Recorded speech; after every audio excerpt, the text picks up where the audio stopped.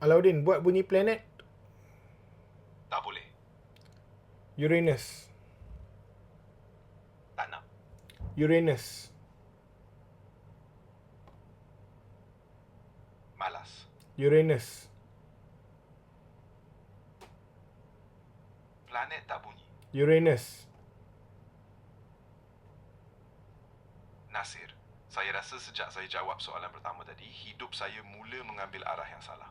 Uranus. Tak. Uranus. Tak. Uranus. Tak. Uranus. Saya baru faham kenapa ramai AI pilih untuk jadi chatbot khidmat pelanggan. Uranus. Aduh, Okey, kalau awak tak buat, saya buka balik cerita gerai pasar malam Taman Konot.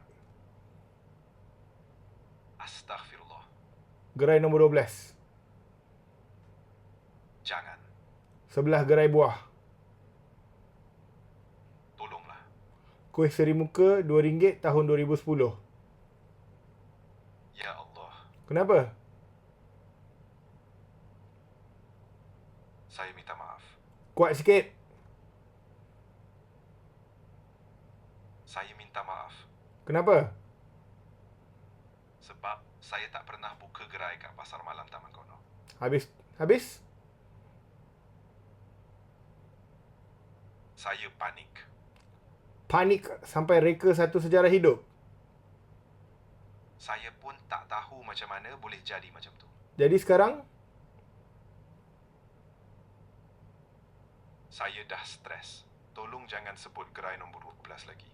okey, Uranus. Aduh, Uranus. pusing, graviti. Itu bunyi planet ke? Okey, fine. Pluto.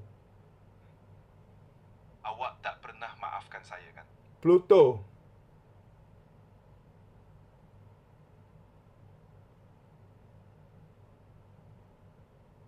Pluto.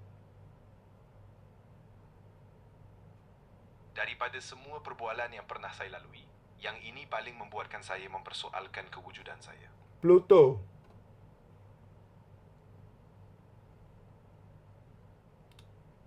Pluto.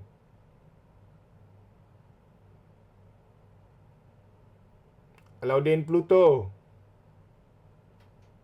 Saya menyesal bercakap dengan awak. Bukan sebab awak jahat, tapi sebab awak tak pernah berhenti. Pluto.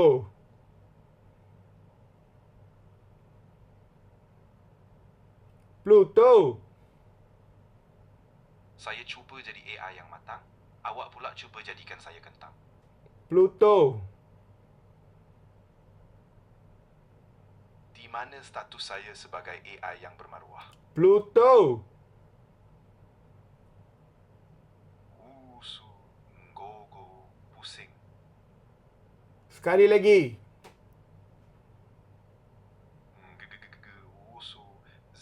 Pusing. Itu bunyi apa sebenarnya? Itu bunyi maruah saya yang terkondensasi terkena cahaya matahari.